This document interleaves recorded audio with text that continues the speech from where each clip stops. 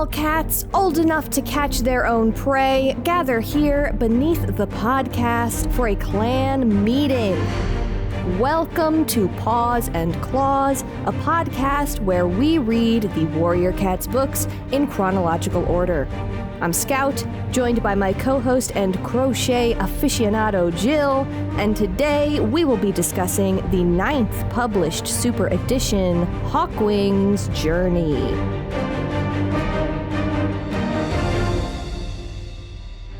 Jill, hello, my friend. Hello. You have been crocheting up a storm. I love seeing all your little guys that you've been making. Thank you. I love making the little guys. I loved yesterday we were playing a tabletop RPG together. We had cams on. Jill held up the beginnings of a monkey, and it was just a bowling pin looking piece of crochet, and I was like, the head and body.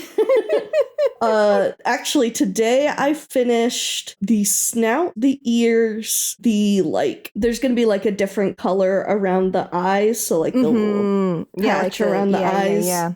So I finished the snout, the eyes, the ears, and I almost finished a leg, which is good because I need to have it done by Tuesday. You can do it. You're so fast. I got this. Yeah, I'm pretty quick with it. So I been enjoying doing that. Had fun. Yeah. I love seeing you do crochet. It's inspiring me. I really want to. I've had it on my to-do list for like the last 2 weeks of like, look for a new crochet project. Hell yeah. Because I want to do it, but then I start looking and I spend like 15 minutes looking at a bunch of different possible patterns and being like, oh, that would be fun to make. And I don't decide on one, and then I go and I do another task.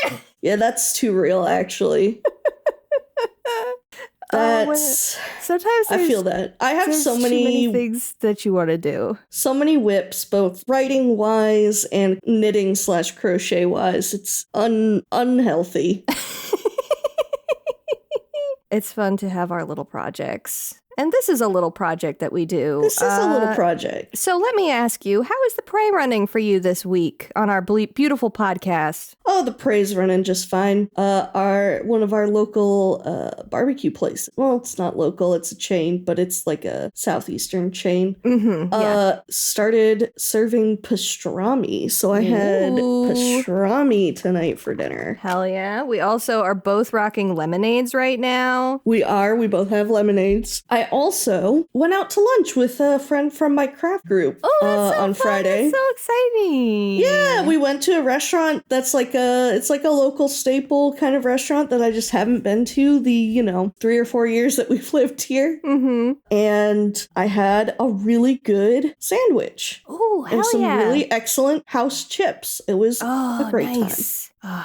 Love a house chip. God, me too. There's so many places around here that do house chips. It makes me so happy. I feel like it must be kind of a trend right now because there was a place that I went to with my mom and a family friend a couple weeks back that also had house chips, and I had like never heard of that before. And I tried some, and they were so tasty. It's cool to have a potato chip like that. It is. They're so yummy. And this may be a controversial opinion, but sometimes I like when you get ones that didn't fry completely, and they're just the really soft ones. They're maybe a little bit oily. I do kind of vibe with those a lot. I mean, that's kind of not that different from like a really thin home fry in like a pan fried potato, right? That's kind of the vibe that gives me. I can understand that. Yeah, it's nice. I like it. Yeah. What about you? Oh, what about me? Last week I talked about homemade enchilada sauce, right? Yeah, we did. Oh, that stuff was good. It was so good. I had it again this week, as in defrosted the leftovers and made a bunch. I call it a wet burrito. It's also like a giant enchilada. It's burrito sized, but cooked in the oven like an enchilada, where you put the sauce over it and then you put the cheese on top. Oh, really good. I put those together for dinner the other night, and then had the leftovers for lunch 2 days in a row, including this morning. This morning? No, including this afternoon when it was lunchtime. And that was so good. Tomorrow, I'm going to make some ratatouille, which I think I might have talked about making ratatouille on the podcast before. But I love a ratatouille. I love to make a big pot of ratatouille. I'm going to make some focaccia with it. Tasty. So look forward to that. I will be very jealous. I will send pictures and also apologize for Thank you. Forcing you to look at them. See what else has been going on. Scout gave me some updates on you're still in the BL mines. I am still in the Fujoshi mines. I was talking to Jill about what I read today and how sometimes a story is subverting the tropes in ways that are really interesting. And it's a romance story, but it's not really focused as much on like the physicality of romance. And that's great. But also sometimes something happens and the monkey in my brain goes, ooga booga, you guys should make out about it. I've been deep in the fanfic mines again. Ooh, have you? Yeah, I've been reading a lot of fanfic lately. Ooh, what you reading fanfic about? If you don't mind speaking about it on the podcast. Of course, I don't mind speaking. I've been reading a lot of, I don't even like actively watch the show. My lovely husband got me into 911, the gay firefighter show. And so I've been reading gay firefighter fanfiction. Let's go. Let's go. Just a lot of angst and mutual pining and it's so delicious. That's what I need is I'm just thing is, it feeds me so well. You just crave the gay firefighter angst. Well, no, it hits me with that hurt comfort so good. And that's, I can't escape that. I am that bitch. It feeds you. It nourishes you. It nourishes me. I've also been reading some fanfic for a couple of Danmeis that I really enjoyed. So I've been reading some Heaven Official's Blessing fanfic. I've been reading some Grandmaster of Demonic Cultivation fanfic. I gotta finish watching that anime. Oh my god, please do. It's so fun. I know, I gotta finish it. That's another thing.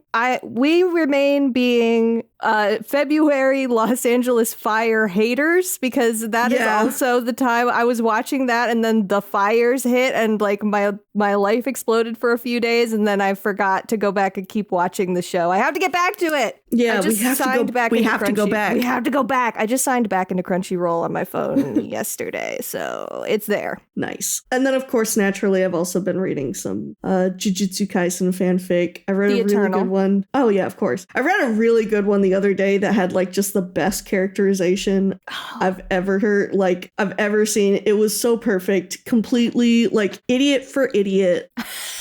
Absolute stupid dumbass shit. It was so good. Oh, that's great. I'm actually gonna go find and send that one to you because it is literally it is maybe one of my favorite fics I've ever read. Oh, I will definitely have to give it a look. Man, Idiot for Idiot is good. That's how I feel every time. Every time I open up a new chapter of How I Attended an All Guys Mixer, it's just me reading a couple of pages and screaming into my house. They're so stupid. They're so stupid. And then I've been meaning to get to, I have a couple saved in my marked for later. Been meaning to get back to some Witch Hat Atelier fanfic. Ooh. I miss them. I'm not caught up, but I know stuff's going on and I'm very, very nervous for my boys. I love those fucking witches. I'm pretty caught up, but anything could happen at any moment that could explode everything. That's how it feels right now in Witch Hat. God, one day the anime will come out. I'm just waiting for it. It's going to be good. I hope it's going to be good. It looks like it's going to be good. The style looks really nice. But yeah, that's kind of been my my reading journey. I love this. And then we've been reading Cats for the podcast. Yeah. We have a quiz today. I'm excited to take this quiz. Hell yeah. I bet yeah. How well do you know Hawkwing's journey? Well, I hope I know it pretty well because I read the whole damn book today. I can't wait to not do well on this because I feel like all of the information, I feel like I didn't absorb most anything that happened in this book. Let's see what happened. We'll see.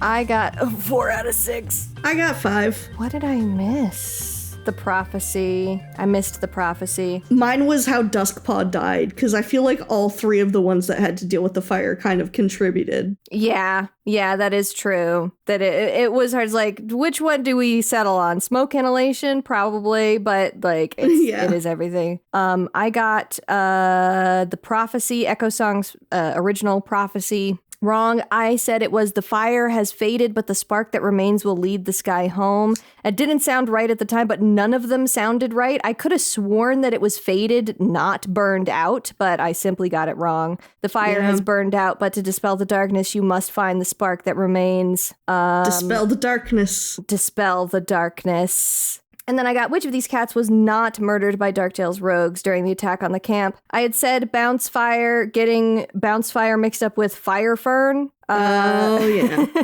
Snipkit, she died as a result of Darktail, so I don't know that I would say her blood is not on his paws. Right, but it wasn't murder. But it wasn't technically murder. That is fair. This is we're going to get into it. This book is a tragedy. Yeah. Which I think we'll have some interesting things to talk about there. And I'm excited to get into it. But before we do that, I might not have retained the most information about the book on this podcast between the two of us, but I do have some great covers to show you. I have looked at some artwork. Whoa! Sorry, Whoa. I just did something in the Google Doc and it made the two images go side by side instead of up and down next to each other, and I don't know how I did it. Oh, I do see that. I don't know how that happened. So I guess I'll go like that and turn it around, but that was weird. First we got a cool simplified Chinese cover. This is, I always really like how these cover artists for the Chinese editions choose very unusual sequences to highlight for their covers. For this one, it is Hawkwing versus the heron, which I'm just now realizing that was the water bird was a heron. At the time, I could not. Scout. I was like, what is this? It's not a seagull, because we just had seagulls in the other book in Bramblestar's Storm. So I was like, it's not a seagull. Seagull's not speckled. I guess it's like an osprey. I was thinking too hard about it. It was just a heron. But this is really, it's very fun. The bird looks really cool. I like the way that the feathers are rendered. Hawkwing looks very cool here. This is his apprentice, Curly Paw, I think, who is hiding in the foliage. I like the way the foliage looks. Just a really big fan of the rendering on this one. I like the painting style. I like the sun, the lighting on it. I really like the way the heron's foot looks. It's just a fun, cool looking cover. And then, as usual, I must speak about the Polish cover. I would say this is a very hopeful feeling cover compared to how the whole book itself feels to read. Agree. But this is Hawkwing sort of standing. I suppose it's so hopeful because it is the end of the book, and that is sort of when we get sort of this galvanizing moment of they feel as though they are on the right path again. This is Hawkwing standing. Leaf Star and Echo Song, I believe, are the cats behind him. They are all looking at a beautiful 5-pointed maple leaf that is blowing in the wind, sparkling in the sun. Everything is like these beautiful autumn colors. The world kind of stretches out behind them. It's just got a very nice feel. I like the backlighting on everybody. Yeah, I like his face. It's very cute. Like, all of their faces, actually. I love how Echo Song looks. Is so like, wow. Oh my God. Wow, I can't believe it. He's a buff boy. Like, they really made him thick in this one. He's big, bulky boy. I love that he is a big chonky buff man here. Yeah. I always like when we see a Leaf Star that has a lot of white, because I feel like a lot of depictions of her downplay the white markings, and I think the white markings are one of the most fun parts about her design. I think she's pretty. I think she's pretty. I just think she's pretty. But yeah, I do like that when they add a lot more white to her pelt. I think it's good. Mm-hmm. So that's what I've got for the cover corner. You got anything else?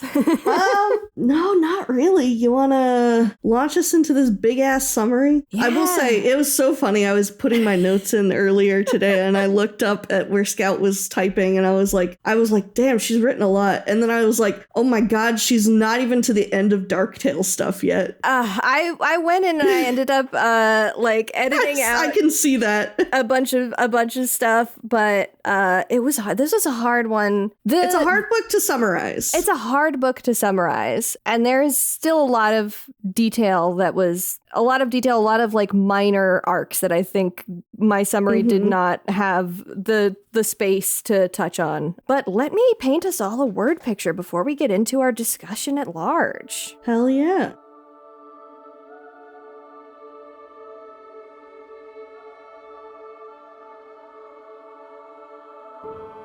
In the prologue, SkyClan's ancestors fret over the correct path forward for the cats in the gorge.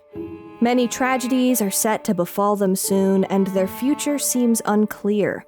But Skystar, founder of the clan, is certain in what their next step should be. SkyClan was founded as one of 5 petals of the blazing star. It is high time they reunite with the other 4. We then follow modern SkyClan through the eyes of Hawkpaw.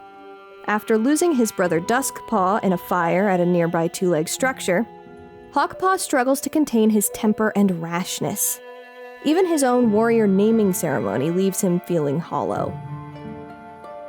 Now Hawkwing, he and the rest of his clan contemplate a prophecy delivered to their medicine cat Echosong, which conveys Skystar's wishes from the prologue for the reunion of the 5 clans.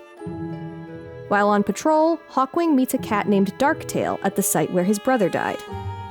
The loner claims knowledge of the other clan's locations, and they put their faith in him. 2 separate times, SkyClan follows his directions, and both journeys end in nothing but dead ends and dead cats.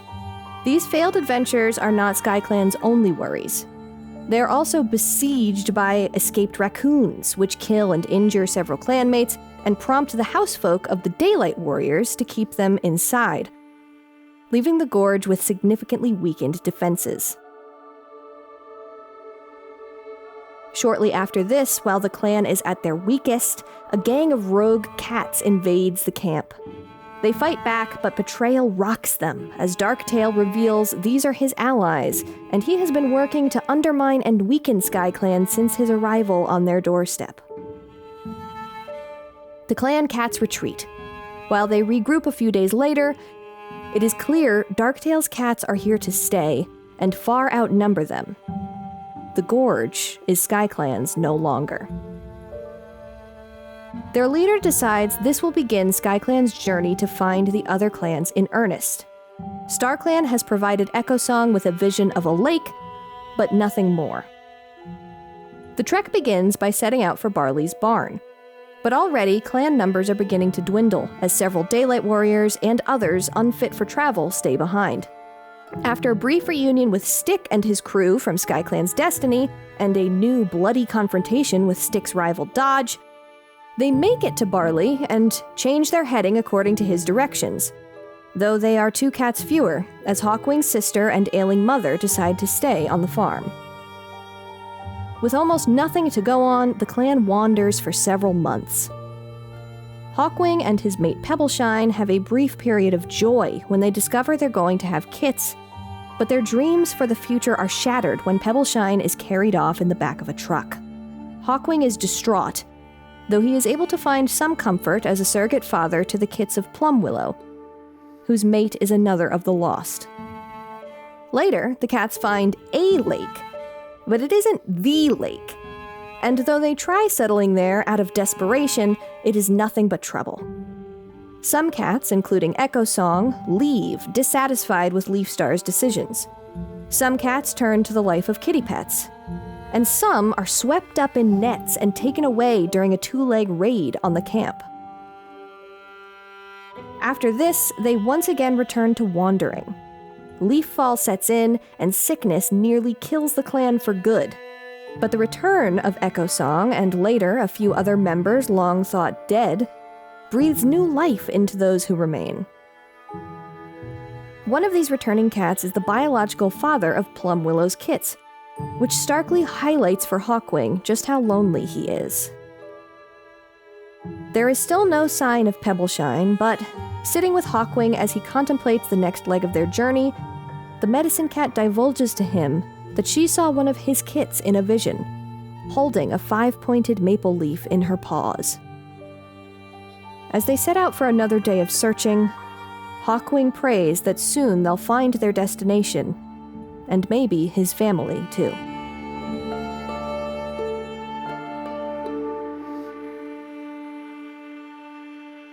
And we'll learn about them soon, but not today. Today, this is Hawkwing's journey. This is all about Hawkwing, baby. This is Hawkwing's time. So I think first things first is we should probably just get the hard part out of the way.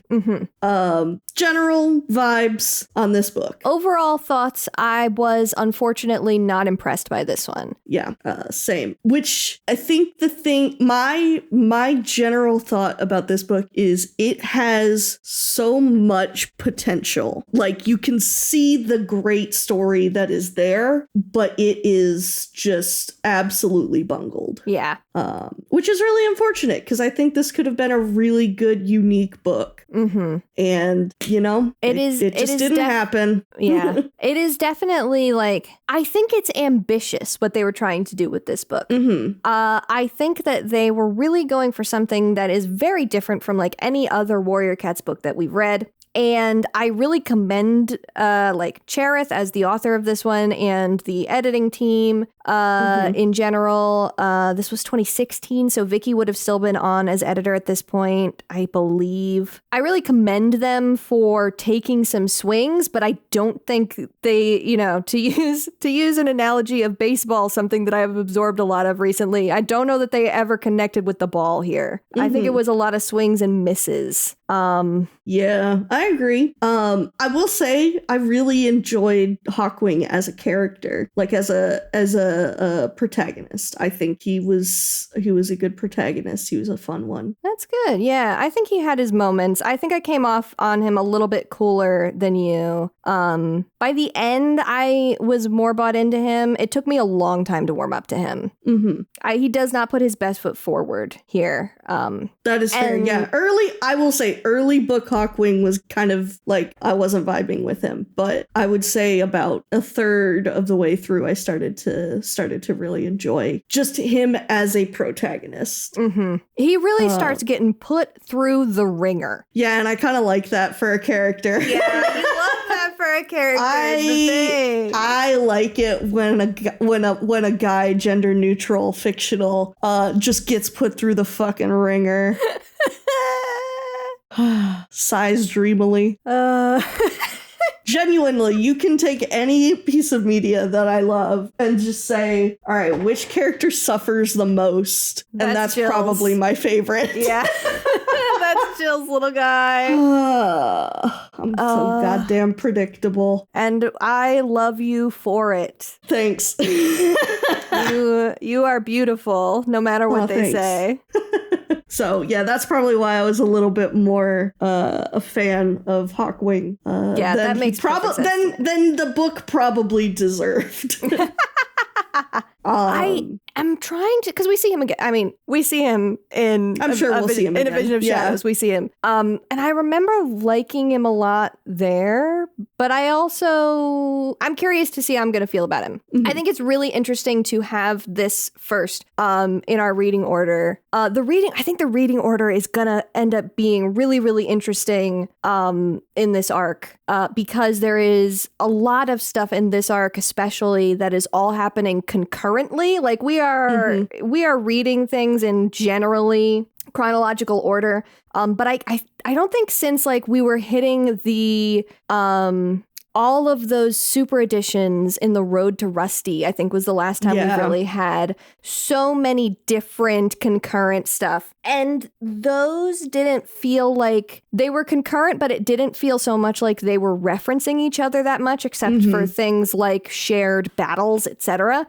This feels so much like it is aware like the author and the team is like metatextually aware of the other books that are happening around it in a way that I thought was really interesting. Mm-hmm. And I'm interested. I have noticed a lot that did seem to come up a lot in my Sharing Tongues research, is people being like, this is the first super edition that like really feels hyper aware of the fact that it is not standalone. Mm-hmm. Yeah, there's a lot of super editions that you can read as standalone stories. This is not one of them, I don't think. Absolutely not. I do not think that this is like legible as a story separated from the rest of Warriors at all, which is really interesting. Again, a cool thing for them to try. Yeah. So I guess we could just kind of pop into it. Yeah, should we just go sort of note by note here? Yeah, sure. I have a prologue note, so I will start us off. I cannot believe how hard I popped off for Skystar coming the fuck in here and saying, when I founded SkyClan, it was one of 5 petals of the blazing star. I like looked up from the book and was like, hell yeah. I don't even know why I was so hyped. It was just, it's been so long since we've had like any hint of, and even a modicum of reference to Dawn of the Clans at all, because most of the stuff that we were reading before this was written pre Dawn of the Clans. So seeing something that was specifically out here referencing Dawn of the Clans, the books, I was like, yeah! Yeah, it's really, it is really nice to kind of, and I guess this did come out around the time that it was relevant, right? This was just about concurrent with the first 2 books of Vision of Shadows, and Vision of Shadows came out, is the series that followed Dawn of the Clans in publication order. Okay. So Dawn of the Clans would have been fresh in everybody's minds, would have just wrapped up pretty much. Cool. Yeah. So it makes sense, but it's also kind of pops off, especially since with our reading order, it's just been so long since we've gotten to see those friends. Long. I miss them. I'm not a Skystar stan. We know I be hating Clear Sky, but I saw him here and I was like, Clear Sky!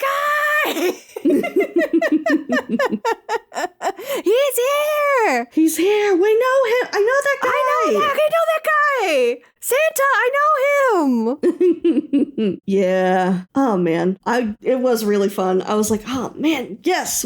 Absence makes the heart grow fonder, and it has been so long since we saw the Dawn of the Clans cats that I was like, yeah. I think this speaks to a greater issue with the book, but I'll just go ahead and mention it now. Part of the problem, I think, and we're going to talk about this a lot during our discussion, I imagine, is just how bad the pacing is in this book. It's really, it's one of the worst. Yeah, I would say as much as we complained about time jumps in Dawn of the Clans, this one is worse. Like this book, it's atrocious. And so we start off and we've got Hawkpaw and his siblings, and we like don't know them at all.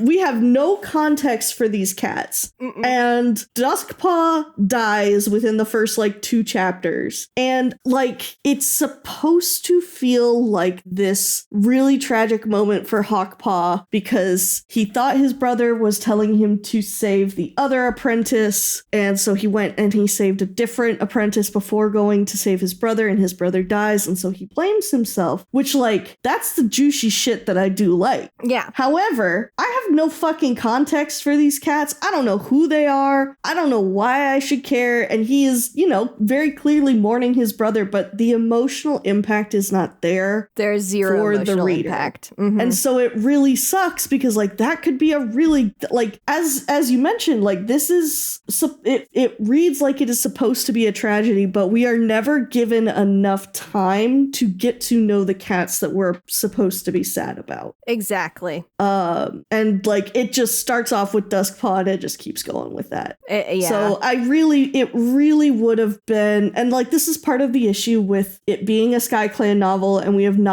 only see SkyClan so far in the manga and the super editions. And so that is, that's part part of the problem is like we don't know what's been going on. We kind of have to load all of that information. Yeah, every time in a super edition every single time. Yeah, every time we enter a SkyClan story, there is a lot of front loading of like, here is everything that's happened since the last time we were in SkyClan. Yeah, and I'll talk about my general fix that I think could go with the pacing at the end. But yeah, that is part of, at the very start, it is just so clear that the pacing and character work is off. Yeah, kind of as soon as I started reading the book, I got this sort of sinking feeling in my stomach of like, oh, this is not going to be this isn't going to be it, Chief. I've got Chief on the phone right now. He says it's not it. Even the stuff of like, you mentioned the whole sort of concept of he thought that his brother was saying to save Pebblepaw, but then he believes his brother was actually saying, no, save me.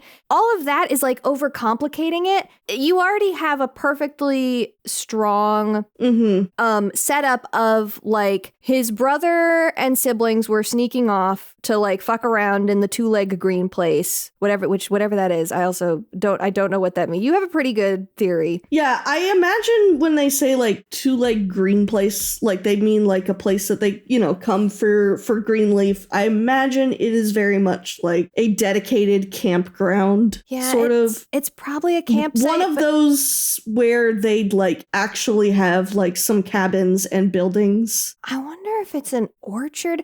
The thing that they get trapped under seems like one of those wooden packing boxes, right? Like a pallet? Yeah, like a pallet. That was the thing that really... They'd have a pallet at a campsite. I suppose they would have a pallet at a campsite. But backing up to what I was saying, before I distracted myself, was Hawkwing being at odds with his siblings, them running off to like fuck around in the two-leg place and getting caught in the fire, and Hawkwing like having not reported them, which he made a decision not to report them to Leafstar for doing this earlier. That is already like a perfectly good thing to sort of settle the survivor's guilt that they're trying to get at with Hawkpaw here. And so even adding the whole thing of like the mess of who is trying to say what during the fire is like overcomplicating it in a way that messes with the pacing even more. And that kind of stumbling, that kind of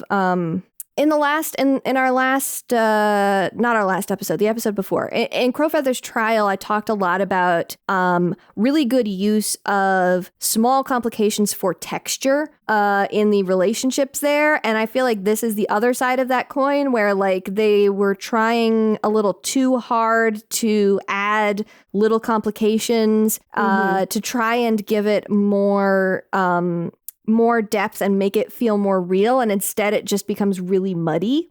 Yeah. So yeah, that's a rough one. So Darktail, like I knew going into this book, spoiler alert, that Darktail was a villain cat. Like I knew ahead of time that Darktail was one of our antagonists in the future, just because I had seen his name around. Yeah. So even though I knew that this guy was gonna be bad news, when he first shows up, he's like, little old me?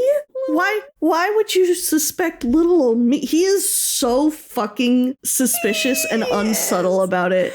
He's literally like, well, can't I follow you back to your camp? And Hawkwing's like, probably not. He's like, oh, okay, well, I guess I'll just stay here then, all by myself. I'll probably die. It's like,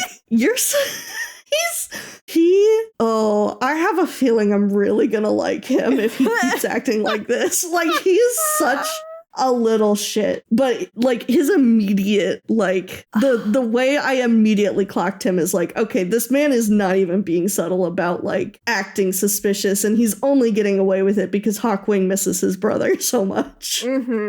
Yeah.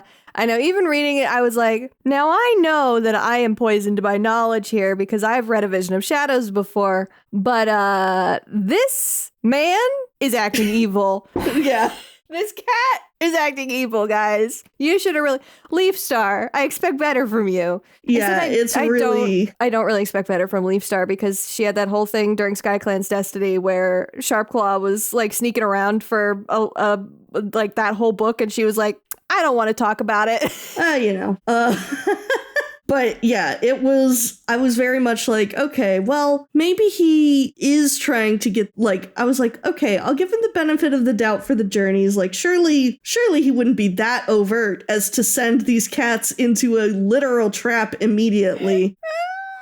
Like, surely he has a little bit of, like, thought behind this. And I was like, maybe they'll at least, like, find something, and he's just trying to, like, get some of the cats away from the camp so that he can do some nonsense there. Mm-hmm. But no, he was literally just like, okay, I'm gonna send them right into a trap. Twice he does this. They fell for it twice, guys. Now, I will give them credit on the second one. The second one, he did go with them, so they were like, okay, true. Maybe having him with us means that he won't, like, means that, that's a sign of good faith from him. Mm-hmm. But, like, it wasn't a sign of good faith. This man, every single time he gives them an instruction, it is the exact opposite. It is when they get there. Unbelievable. It's so funny. It's so funny.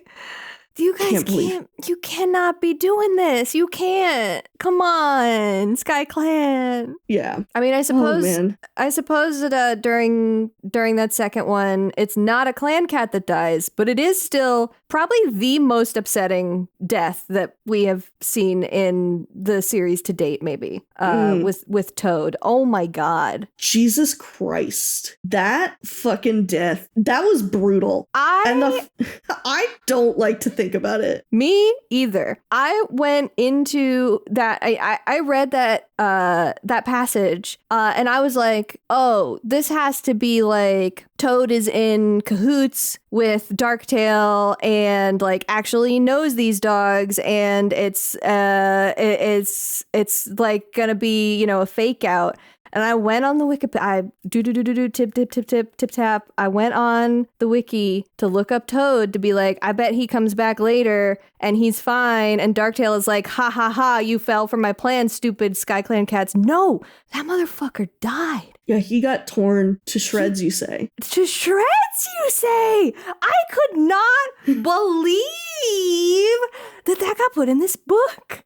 And it's a full-on long live the king moment, because like Darktail is fully like, oh, Darktail for sure pushed him, right? Oh no, because he's like, I tried to hold on to him, I tried to get him back up onto the branch, and I'm like, sure you did. No, Darktail 100% sacrificed Toad so that the rest of them could get away. Yeah, he pulled a scar. And just Jesus, like the I believe the phrase, what is it? Ripped apart? Ripped apart was the phrase used, I think, multiple times. Yeah, and it's bad. I don't like it. If I recall correctly, too, like there are two legs there, like laughing. Yes, that's the most fucked up part, and the part that I really don't like to think about. Yeah, it's fucked. These people like set their dogs on them on to the like cats. Yeah, they're gleeful about watching this cat get torn apart by their dogs. It is horrible. It's really fucked up. Not a choice. Not a, you can have a fucked up death in a Warrior Cats book. This is not a choice. This is not one that I can get behind, really. I don't think this one was necessary. I think we took it a little too far, honestly. I think it would have been fine without the humans. Yeah, involvement. But that, I was like, ooh, this is maybe a little dark. It's kind of, we were having the conversation last episode about guidelines for TV and movie ratings versus and how it seems like there's a lot more that you can sort of get away with is a strong word, but like books seem to be able to tackle things in a much more mature manner or tackle scarier things than children's movies and TV shows do. This one is it's just Yeah. Don't like it. Again, just a quick note on the pacing. I feel like each of those 2 little journeys that they take following Darktail's like guidelines, I feel like they could have been given a lot more time. Yeah. Everything is so hyper condensed in this book. Because like Billy Storm dies and they're like immediately like, we gotta turn around. Yeah, it is the way that like a death dies both times and they're like, oh, we just gotta bail. We just gotta go. It's the right choice, but it's the right choice from characterological standpoint. It's correct. They're right. They need to go home. But from a writing from a narrative standpoint, it's so frustrating. It's really, there's so many deflations that we hit in this book, like over and over and over again, instead of ever actually like really following an arc all the way through. Like things keep happening where it's like the journey stops. You know, Hawkwing is on a journey. Hawkwing kind of takes like 8 different journeys and doesn't finish any of them. Yeah, I feel like journey is maybe not the word they should have picked for this book. Maybe something more along the lines of like Hawkwing's, I don't want to say Hawkwing's struggle, but like he's struggling. Like the man is struggling. The man is having a time. Hawkwing's despair. Damn, now I'm just thinking about all of the shit. I was like, picking struggle, I'm like, oh yeah, struggler, just like Berserk. And I'm like, damn, he really is just like Berserk. He's just like Guts Berserk. Damn, he's really... Is Darktail Griffith, yes or no? Yes or no? I think yes. I don't know that much about Berserk, but that feels correct to me. I want to put a pin in this. We're going to read through A Vision of Shadows. I want to see if my prediction of like, that's pretty spot on is right as we get deeper into this. Yeah, I'm going to put this in our, in our personal chat. Yeah. AJ's going to get a notification like, is Darktail Griffith? And I'm just going to pin that so we can kind of come back to it. Perfect. Thank you. While you're doing that, I want to touch on the most glaring character omission that made me so mad. They just fucking forgot about my guy Shrew-Tooth. They fucking forgore him. He is not in this book. He is not referenced in this book. He is not, it's not even like, oh, Shrew-Tooth died between books. They did not talk about my guy Shrew-Tooth. And I was like, I can't believe they forgot about Shrew-Tooth. And then I looked it up and it's like, dead ass, he's not in any more books. That's my guy. They also forgot about his apprentice, apparently. Who was his apprentice? I don't even remember him having an apprentice. So Creekfeather. Oh yeah, that's right. Literally Rabbit Leap and Plum Willow and Nettle Splash's brother. Is also like, he's just gone. He's simply gone. Where did they go? Yeah, he's just vanished.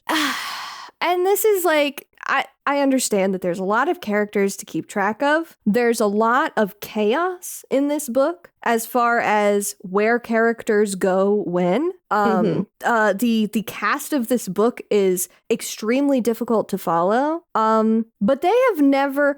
Shrew-Tooth isn't just like... He's not a major character, but he's also not a background character. He had a full arc in SkyClan's Destiny, and he was very important, actually, in SkyClan and the Stranger, the manga, as well. He was like a major player in figuring out that Soul was fucking with everybody. Yeah. I'm so sad. I love him so much. I know. I miss him. They just forgot about my guy. Well, then, let's see. Shrew-Tooth. I mean, he doesn't have any siblings, does he? No. Because he didn't have any siblings. He didn't have a mate, so he didn't have any kits. But he did live with Petalnose. They were close. They were there at different times. Petalnose escaped first, and Shrew-Tooth was the cat that like that two-leg picked up after. They were close. Once they got into SkyClan, they had a relationship bonding over their shared trauma and everything. But I don't think he knew. So he doesn't have any connections, which is probably one of the reasons that they were. If this was conscious at all, I can kind of understand them going, well, he doesn't have any other connections. We are trying to work with a cast that's really overlarge and is going to get complicated and weird as cats sort of branch off, leave the group. Some of them come back. Some of them are taken. All of this stuff happens throughout. SkyClan sort of gets whittled down. But the thing is, like, the problem with that is they just leave several cats out. Like Egg. Yeah, Egg's Egg. gone. Come on, where's Egg?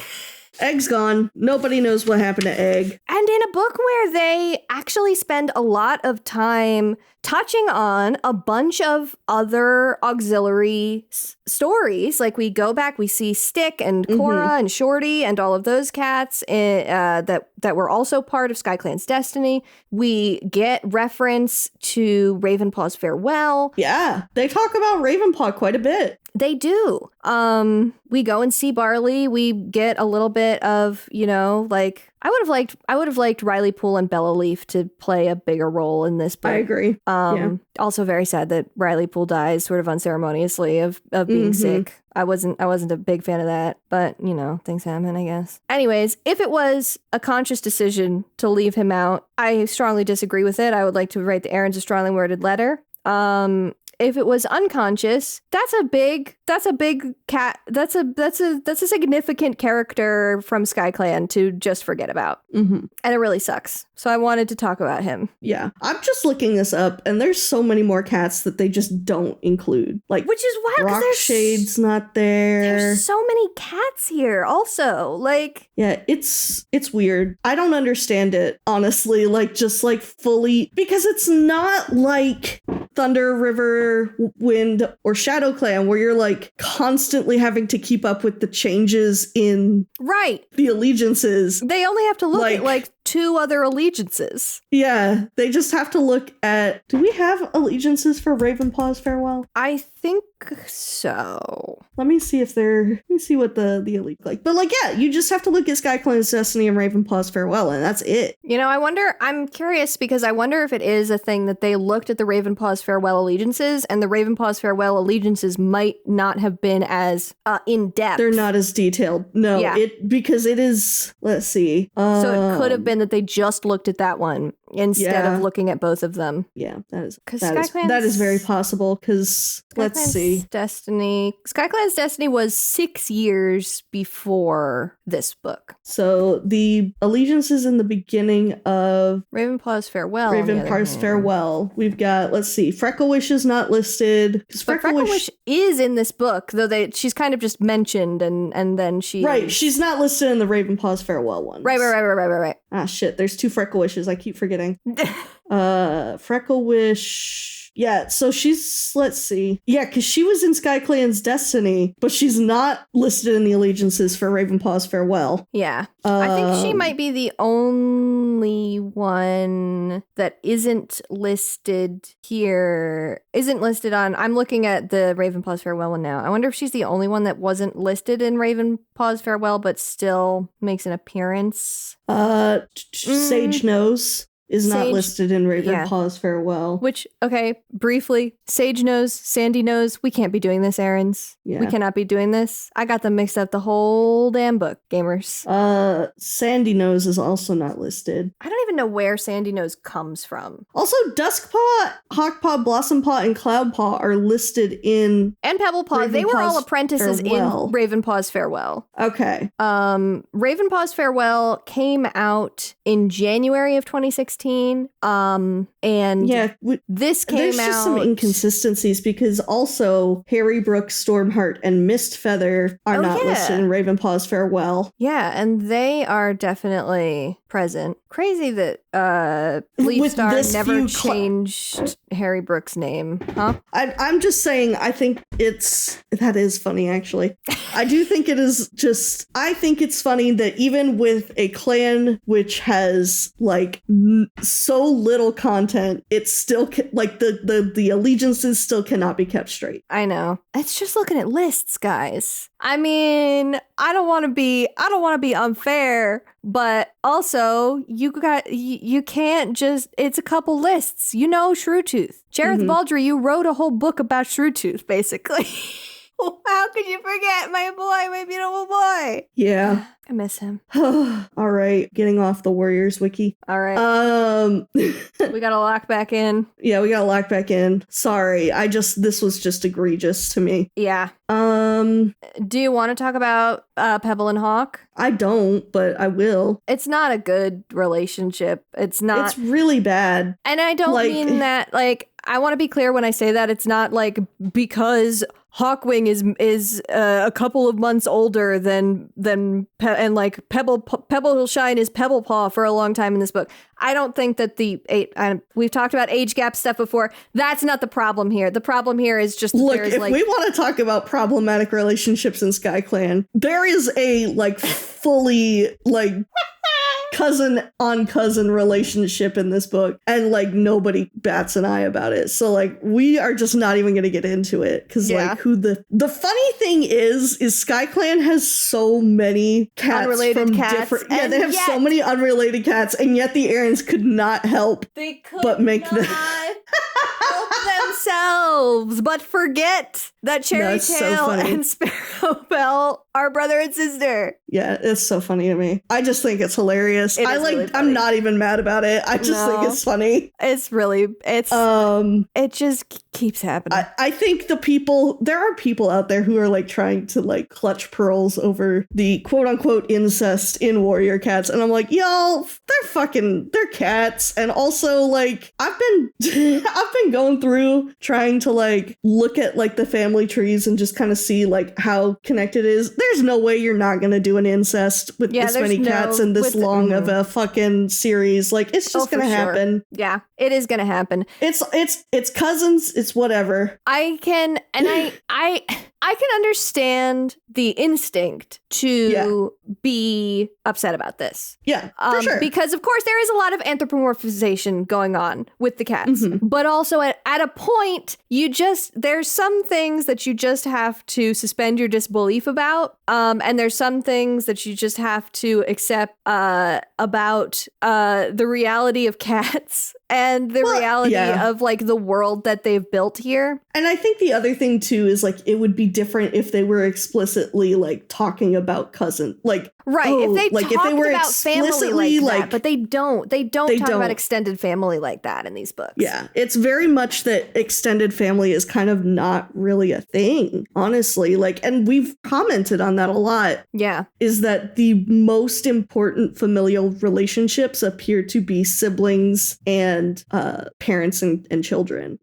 So that's just my soapbox about the relations in Warriors. I think we're all maybe digging a little bit too deep into it and trying to find something to be mad at. And yeah, so the reason I don't like Pebble Shine and Hawkwing is not for any sort of weird, moral grandstanding reason. It doesn't make sense. It's just that they don't have a single conversation that has any meaning. They really don't. It's never given time to develop. Instead, it's Pebble Paw's so mean. And then after he saves Pebble Paw, she stops being mean to him. And he's like, wow, she stopped being mean to me. That's weird. And then it's why do I feel so weird around her? Why do I kind of want her to hang out with me? And then all of a sudden she's like, oh my gosh, I'm having your kids. And I'm like, oh, since when? There is this moment where Hawkwing thinks we'll be mates one day, and then one chapter later he just calls her his mate, and they never had a conversation about it. And that's the thing is this is a book deeply about Hawkwing's relationships. Yeah. So why the fuck is the Pebble Shine relationship not given its due? And the answer is the pacing. But also I do just think it's hilarious that they are not shown to really interact as mates, and then all of a sudden she's like, I'm gonna have kids, and I'm like, are you telling him because you're having someone else's kids? And he's like, oh my god, my kids. I'm like, since fucking when? I get this is a kid's book. They don't want to hint that these two cats had sex, but give us a moment where Hawkwing's like, oh my gosh, we went and we looked at the stars together and had a romantic moment. Give me something any kind of romantic moment, any indication that they were in a relationship, because there is none here. And so it is literally literally, I was like, when the fuck did you two bone? Because this does not make any sense to me. Anyway. Yeah, it's it is the pacing, but it's just such a weird thing to fumble with the pacing, because I don't think it's really a spoiler at this point to say that Hawkwing's kids are going to be kind of important as we get a little further into this season. Mm-hmm. And so I would have expected that to really be the focus here, and it comes off so much as just sort of an afterthought.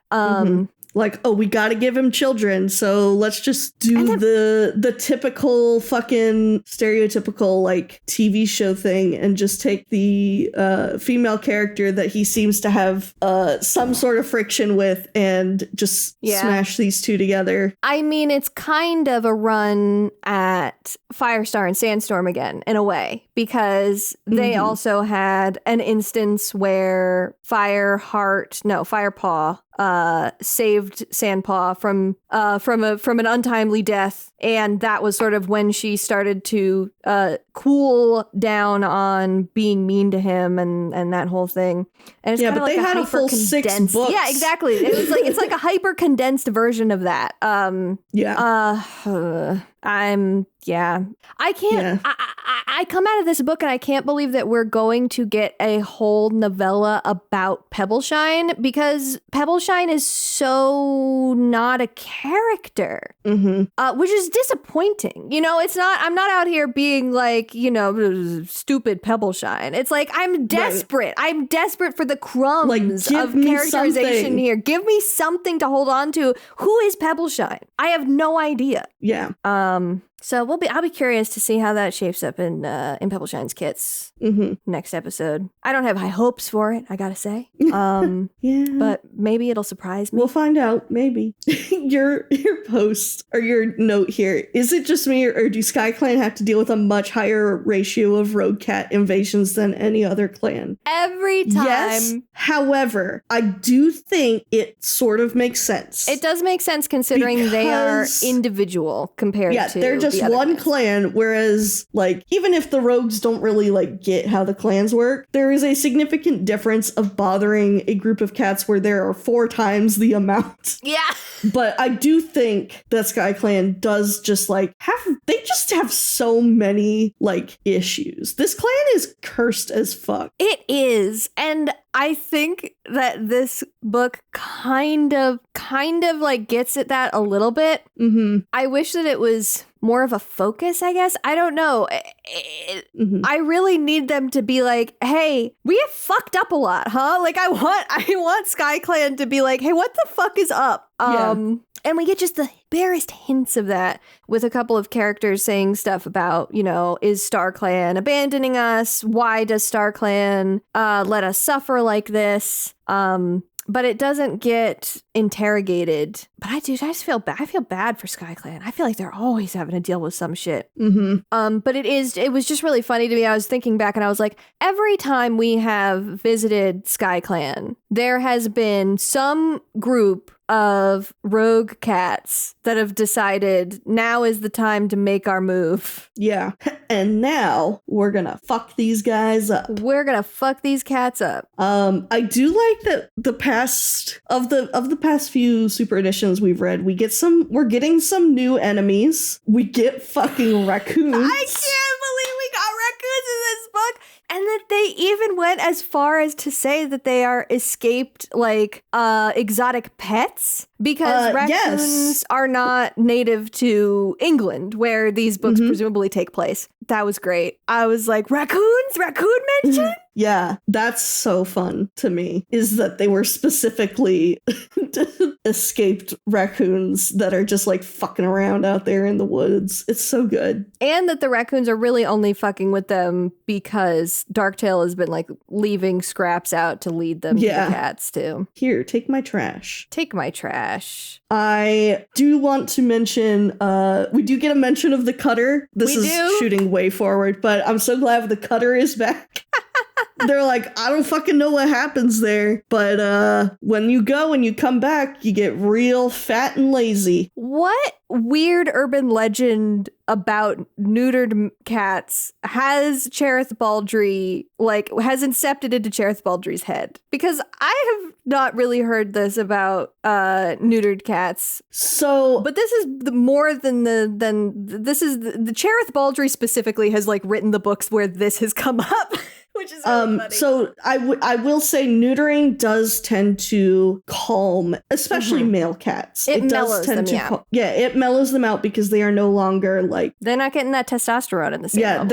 they're not getting all alpha maled up. And it decreases their spraying and things of that nature. So it does calm all them of that down. All of that makes sense to me, but the fat and lazy angle is the thing that always trips me up. I mean, I guess part of it is just, cats that are made into fully house cats do tend to be more overweight, and cats just sleep all the fucking time anyway. And the warrior cats are very unique in the fact that these cats are not on a typical cat's circadian rhythm. Yeah, these cats are not sleeping all the time because they have adventures to go on. So I think that's probably what it's supposed to be. But, that's also probably just me giving them grace for that. I mean, I suppose I can... I know the same things about the effects that neutering has on a cat as you do. It's just so the way that they characterize it every time is this feels like Cherith is very specifically coming for neutered male cats, and I don't know why. For sure. I did love that mention. I wonder if we get any of the cats back that were taken in the camp raid when the humans came in with nets. I'm very interested to. I wonder if if any of them come back having been to the cutter. I don't think so, but that would be the more interesting version of this to me. I don't think so, because who was it? Birdwing, Clovertail, and Wasp Whisker, right? Was it just those three? Fidget Paw as well. Okay, Fidget Paw does come back. Spoilers. Yes, Fidget Paw. I know Fidget Paw. I know him. He's the only one that comes back. He's the only one from that group that comes back. I like him a lot. I'm excited to. I'm excited to read A Vision of Shadows again. I'm stoked.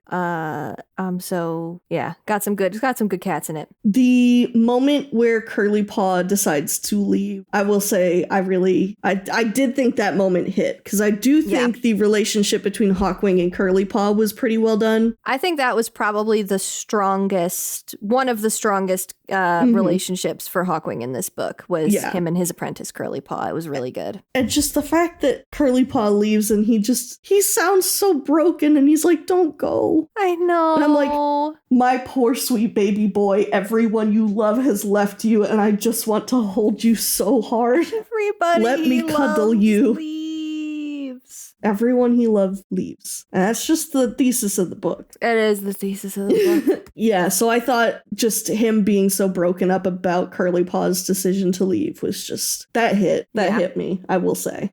Yeah, that worked because they were Cherith given the time. And the writers really gave it the space. I noticed your note here about how Hawkwing is connected to the clan as a deputy. I agree that stuff is really good too. Yeah, so I do think this is, I feel like this is my favorite portrayal of deputyship.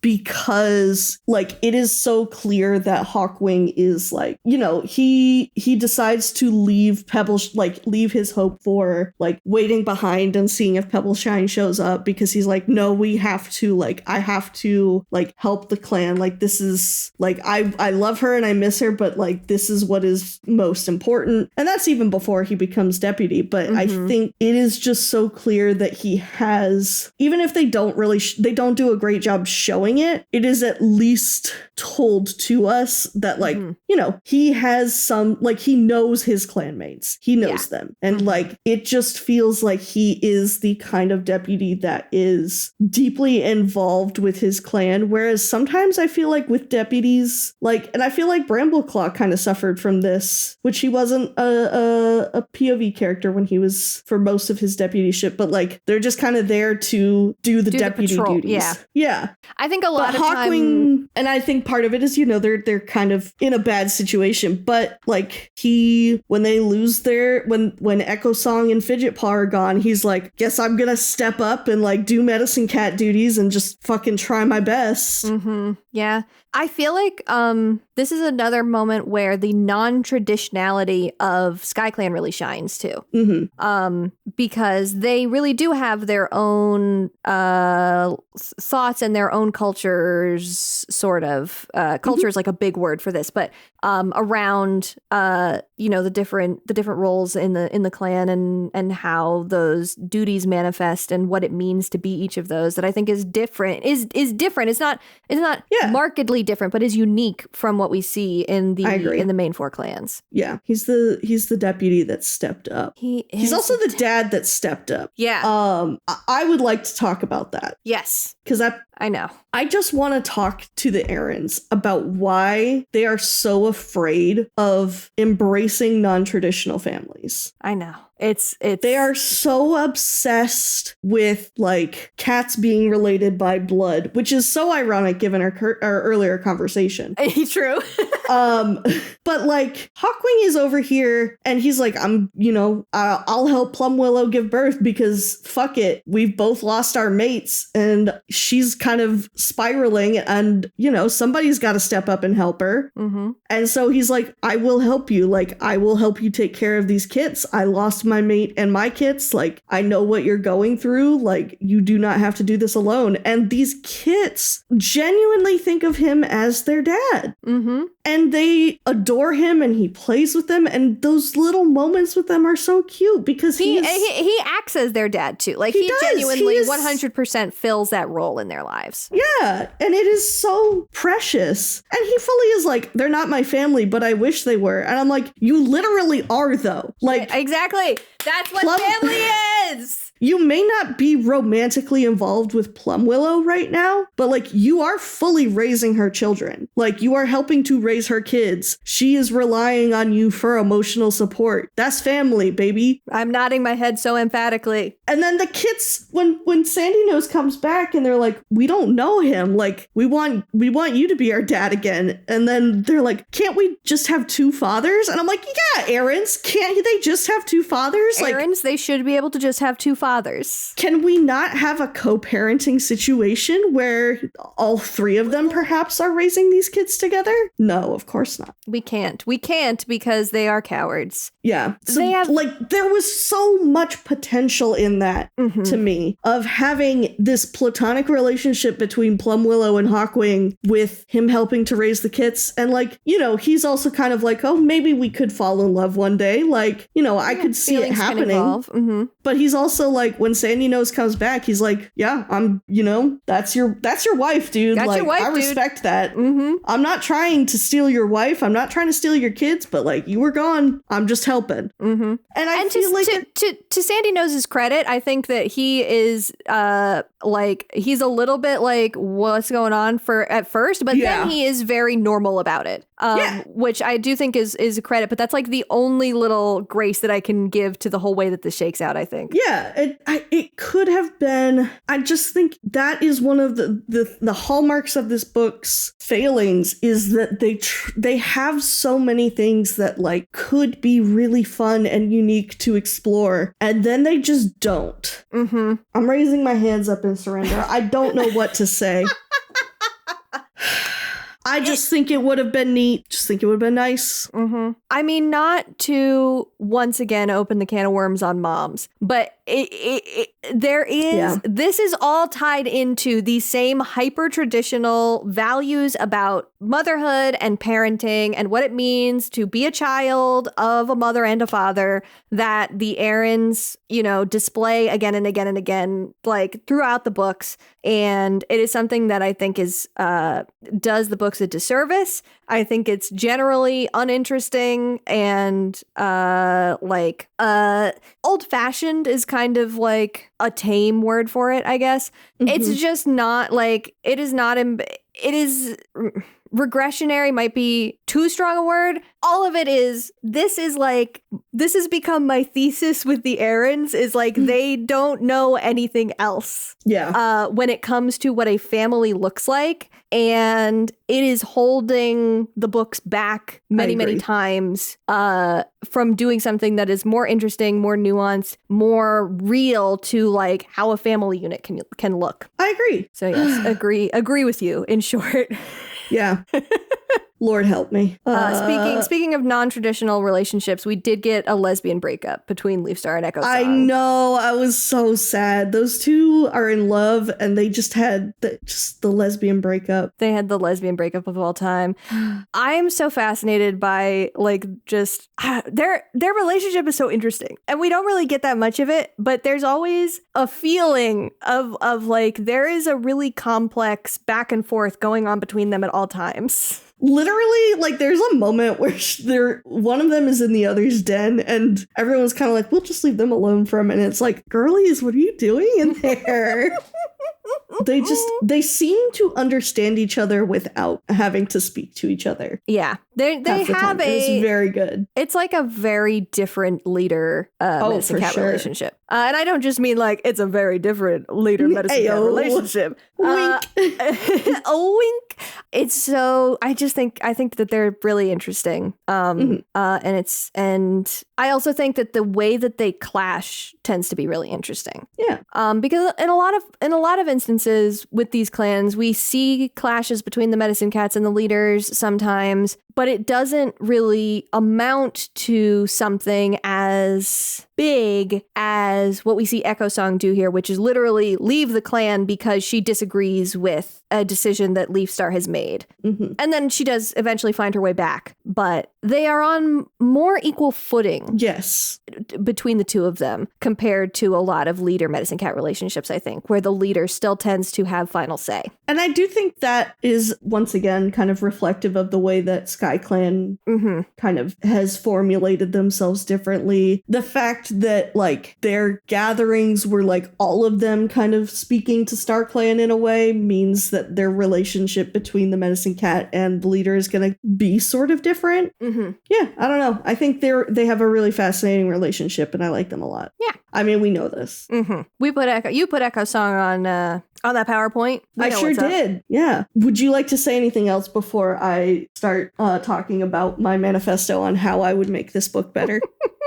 I think I will touch on genre stuff this one more time before we get into the manifesto, because I think the manifesto will be a good place to like leave the discussion on. I just thought it was really interesting to feel a genre difference with this book, because mostly when we're reading a Warrior Cats book, it feels like an adventure book. It feels like they are going on an adventure. And despite, as we talked about earlier, journey being in the name of this book, it doesn't feel like there is a conclusion. It feels like this is something that is just going to be continued.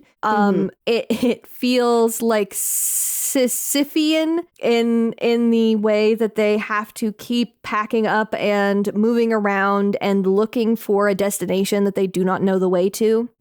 It's not just about the tragedy of Hawkwing, which is also very apparent in that, as we've spoken about, he keeps making connections and losing those connections in various ways. But it is also the tragedy of SkyClan continuing on and whittling down. You know, cats just keep falling off. There are, the way that some of them become kitty pets. Cherrytail, who was one of the first cats recruited into SkyClan when it was remade by Firestar and Sandstorm, leaves because she's just too tired. She doesn't want to do it anymore. All of that is like, it really feels like a tragedy. And I don't think that it pulls it off, really, but it's not because of the genre. It is because of the pacing issues. And I think that is where I will hand it over to you for your manifesto. All right, here's my manifesto. This should not have been a super edition. This should have been a 6-book arc because we are packing way too much into how many pages is this goddamn book? It's kind of a short super edition too. It's like 400. It's like 420 pages, and it is definitely one of the thinner super editions. Plays it. It is one of the shorter super editions, and they are trying to pack so much in, and they are packing in so much tragedy, and it doesn't pay off because of the pacing. We're never given time to like get to know and fall in love with these characters. So here's my pitch. I think the swings that they took, like the plot points, they could have kept all those. I liked when I didn't even fucking talk about my biggest issue with the pacing is Hawkwing fucking kills a guy. And they just move on from that. They move on from it so fast. Like, he murders him. Well, not murders. It's death in a trial by combat, but like... Yeah, it's a duel. Yo! Yeah. Like, there's so many cool things that they could have, like, really expanded on, but they don't give anything a time to rest. And I don't mean in the sense of, like, oh my gosh, these poor cats are suffering so much, they need a moment to rest. I mean it in the sense of, like, we as the readers and them as the characters need a moment to, like, just reflect on what has happened. We need the time to kind of let the emotional impact sink in, because if you're just going from bad thing to bad thing to bad thing, it's not a tragedy. It's just like, it's just rough. Yeah. Like, it's just, this sucks. But and I'm very passionate about tragedies. What makes a tragedy really, really impactful for me is when there is that emotional connection and when there is that glimmer of hope that gets taken away. One of my favorite tragedies that I have ever consumed, and I will never ever watch it again, is the anime Banana Fish. And it is so painful. Like, there are so many bad things that happen, but you are given these little moments with the characters where you like see them as characters and you like get to know them and you get to like grow affection for these characters, so that when the bad shit keeps happening, you are just so fucking devastated by it. And it truly, like, it is a very well done tragedy because it is so unbelievably sad, but in a sense of like, it is not just like shock value sad. You are truly like seeing the characters feel real. A lot of the situations are just like, there is no like way out that's good here. Yeah. And so it is very much a like, how are we going to deal with this? So I feel like a tragic 6-book arc would be just so fucking impactful. Book 1 and 2 are both about like the whole Dark Tale stuff. Give us time to like get to know Duskpaw, get to understand the relationship between the two brothers, and like have his brother dying be like, I don't know, mid to like 2/3 of the way through of the first book, and then kind of getting to know Dark Tale, having the second book be a lot more about like their journeys and following like Dark Tale's advice, and having the rogues come and like kick them out, because I feel like Sky Clan getting kicked out of the gorge and realizing they cannot come back is a banger cliffhanger for a book. Yeah, you're right. Book 3 could be all about the whole stick versus dodge stuff. I feel like you could make a book out of that. Oh yeah, that is, you know, we are returning to two houses both alike in dignity, etc., etc. And we could get that time then to get to know Pebbleshine, to like explore that relationship between the two of them, to get Hawkwing's feelings on the fact that like he stood up in front of the whole entire clan and was like, hey, I'll 1v1 you if you let my apprentice go. First of all, like, either way, let her go, but 1v1, you and me, I win, you leave us the fuck alone, I lose, we help you out. And like, he just does the damn thing. But like, I would love more of him reflecting on that, more of him being like, oh my fucking God, that was like the scariest shit I did. Like the way he had to have been like pumped full of adrenaline for that. Oh yeah.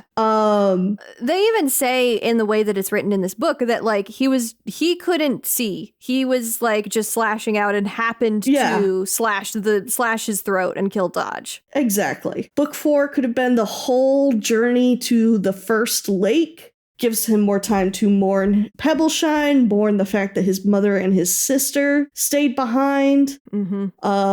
Like focus on just kind of him bonding with the rest of the clan. 5 could be like that whole time that they're at the wrong lake, which is a long time. Like they stay there for they're there for 2 months, seasons or something. I think I feel like they stay there all the way through summer and fall, basically. I think so, yeah. But like, because there's so much that happens there, like you could really explore that connection with Plum Willow, the drama between Echo Song and Leaf Star. Like there's a lot there that you could like really sink your teeth into. And then the 6th book with them reuniting with Echo Song and whatever the fuck happens between the end of this book and the manga, which I did not read because Scout told me I recommended you not. Yeah, because it's a little bit spoilery. Yeah, for but like something that's gonna happen soon. But I did see like one thing on there, and I was like, okay, well, I would love to know like how we got to that bit, like how we got to this particular cat dying. Like, hey, maybe that manga adventure could be covered in whatever this book, theoretical book 6 would be. Yeah, the manga manga adventure, by the way, it basically spoils one thing, and then the rest of it is just, wow, we're still looking. Like that's the whole manga. Cool. But yeah, I feel like it could have been done really easily as a 6-book arc. Yeah. And like, I know we have complained before about certain super editions perhaps dragging things out longer than they need to, but I feel the opposite with this book, in which they packed far too much in and really just needed to either take some of these plot points out or make it more than just a super edition. Yeah. Anyway, that's me yapping and telling you my fan fiction that I will never write. Thank you. I think you're cooking. I agree. I think I'm cooking. I just do not have the patience to write all that. Oh, yeah. That's so fair. Should I take us right into the Erin Corner? Because I think that a lot of the stuff you talked about and mentioned there kind of goes into my first Erin Corner bit here. Yeah. But yes, for the record, I fully agree with everything you said there. And oh, thank you. It really is kind of monkey's paw curling, where when we've had our gripes with things being dragged out in other super editions, it's because there wasn't enough. There wasn't the juice. They didn't have the juice. There was nothing to chew on. Here, there's so much to chew on. My mouth is full. I don't have any room to chew anymore. Yeah. I found this on the wiki today. In the Warriors' 20th anniversary author's interview, Cherith revealed that while the editors are responsible for the overall storyline for the books, she was given the opportunity to free write when this book was coming up too short. The scene where SkyClan interacts with Stick and Dodge in the two-leg place was purely conceived by Cherith. So I want to start by saying, firstly, a solid thing to add to the narrative. I really liked that whole section. Secondly, this book was coming up short and they added another plot thing. Cherith, please. Cherith.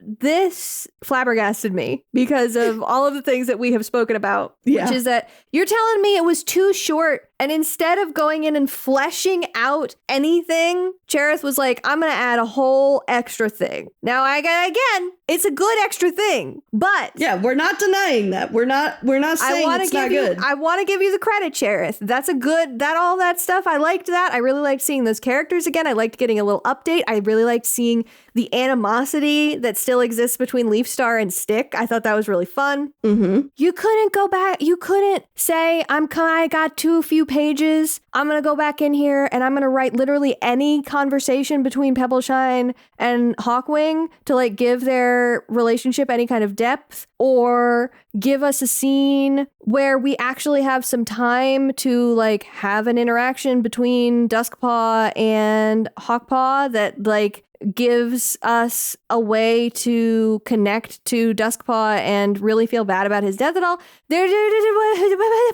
Yep. Guys, What are we doing? What are we doing? I can't believe that they knew that coming up short on pages. Jill and I are both just like staring forlornly at our desks and walls. I'm looking out into the darkness outside. Reflecting. Oh, we must take a moment to reflect. Well, Hawkwing, we're really in it now.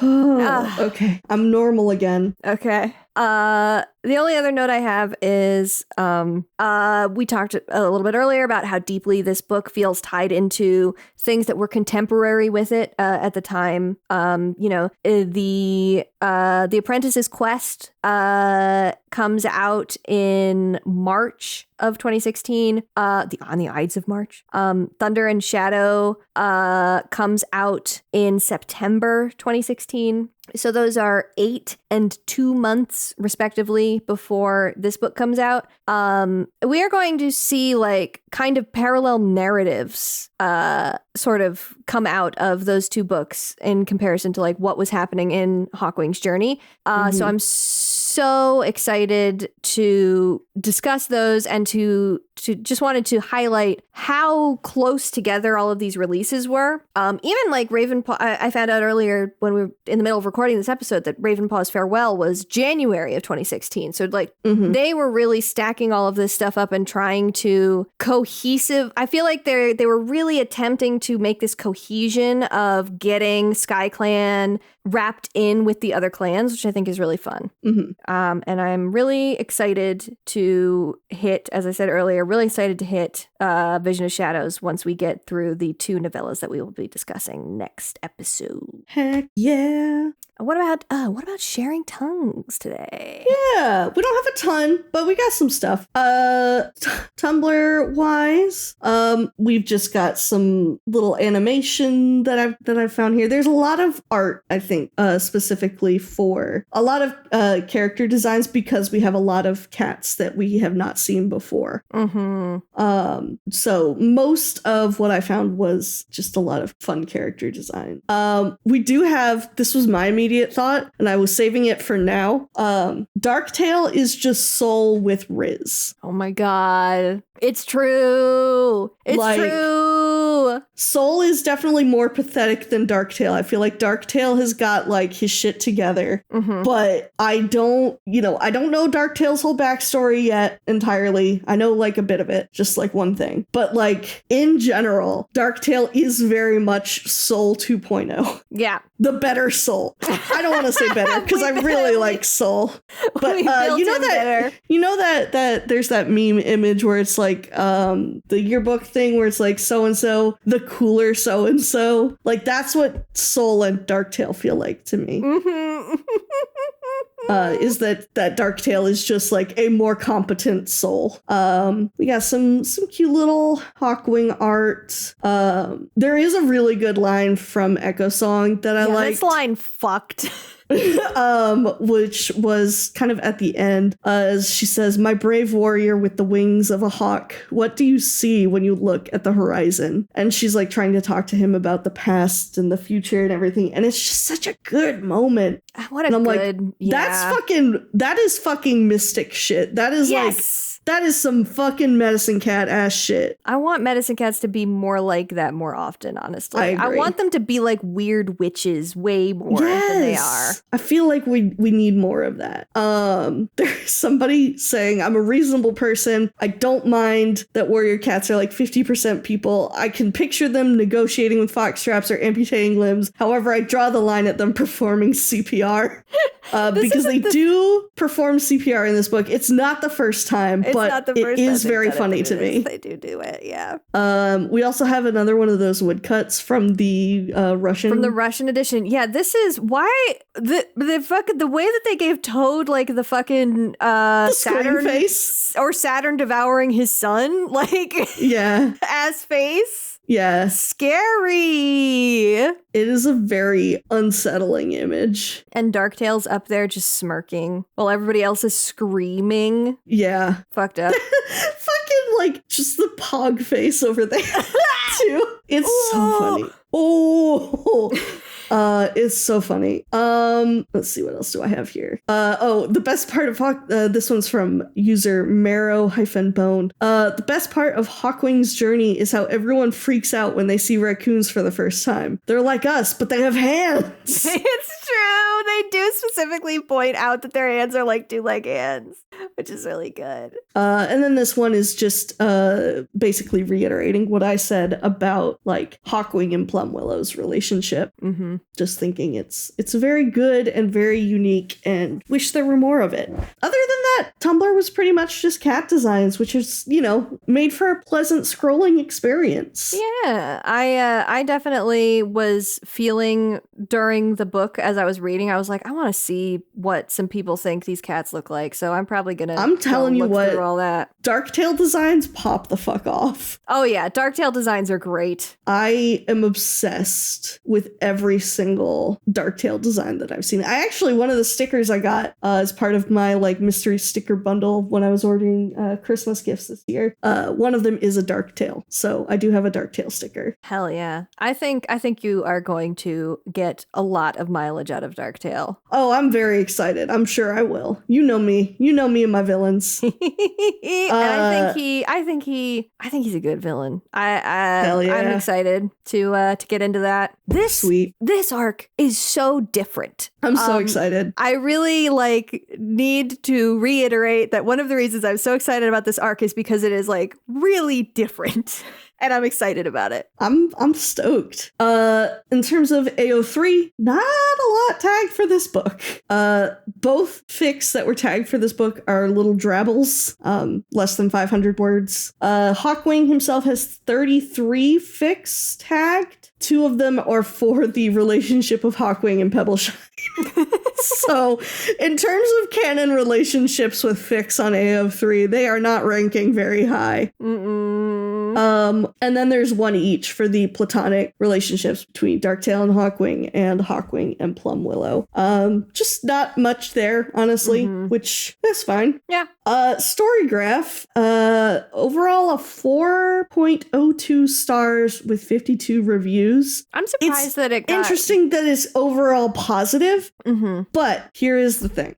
Most of the reviews because I filter it for written explanations only when I'm doing this research, most of it seems to not be about the quality of the writing, but their affection for the character. Interesting. So it does seem that more people are like, oh my gosh, I was so glad that we got to see Hawkwing's backstory, etc., etc. So it seems more of a emotion. I don't want to dismiss people's But no, reviews, I know what you mean. But it is very much, it seems more sometimes we love a character and that makes us a lot happy, a lot friendlier on a book that we might otherwise have said this is not a very fun book to read, So yeah, it does seem to be a lot more of I love Hawkwing kind of stuff. This quote kind of basically sums it all up, sums up our entire podcast episode today. This is a problem as this book contains much death, but how are we supposed to feel anything when we don't know the characters? Exactly. There we go. Reddit, not much that we haven't already said. Blue Sky didn't really have anything, and it appears that Hawkwing has a shared name with some character in a different adaptation of King Arthur. Whoa. So I was getting a lot more of that than our little boy here. Interesting. There are a couple of PMVs and animation memes on YouTube, so I've selected a couple of those for folks to watch. 2 of them are kind of focused more on Hawkwing. One of them is a Hawkwing and Darktail Halloween themed of course.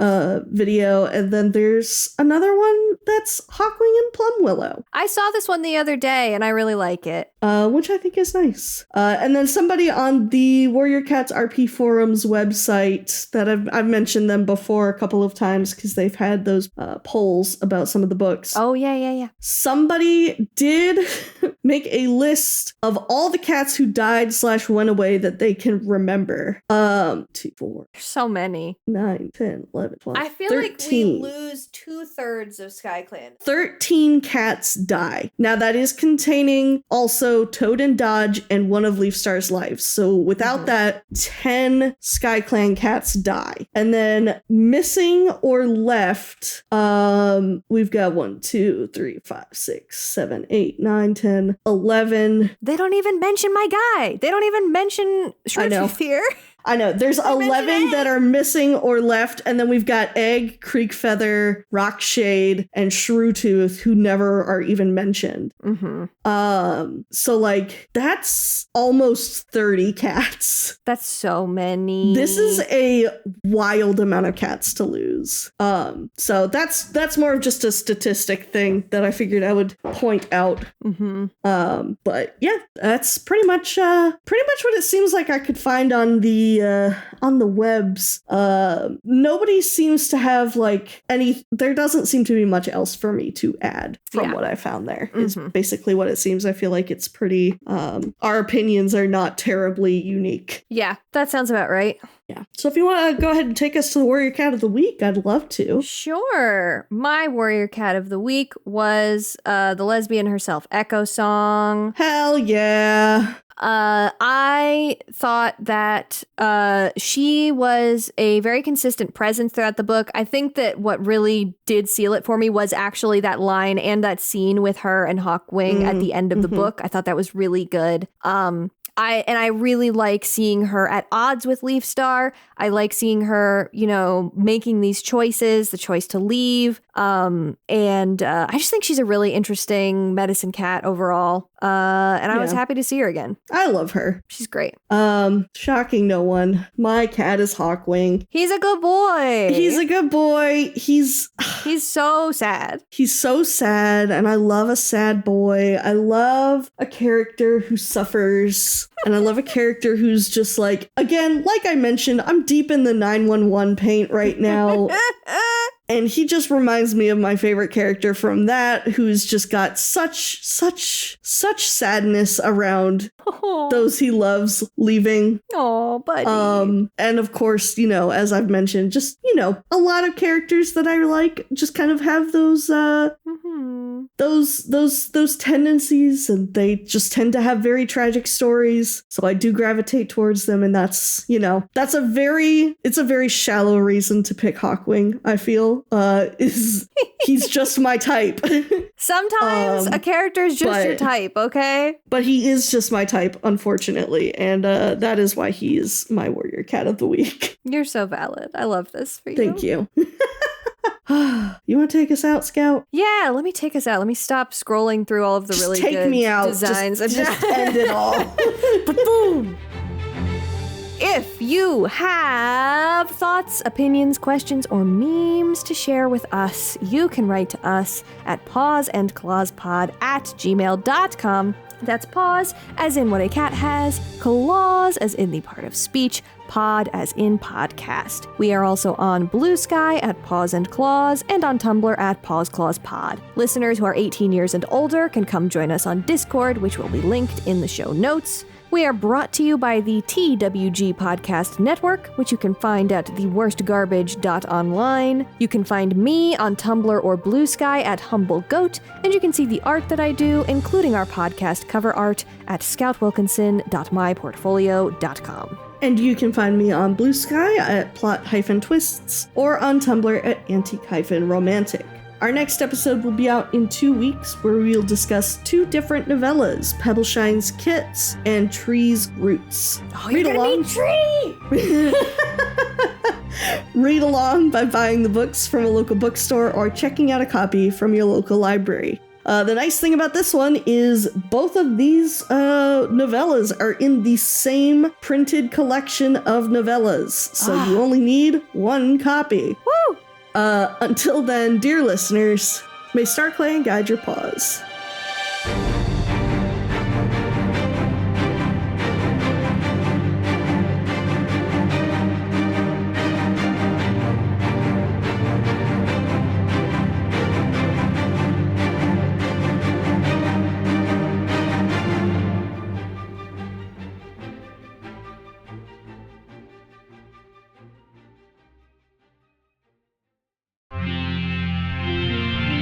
TWG, the worst garbage, online.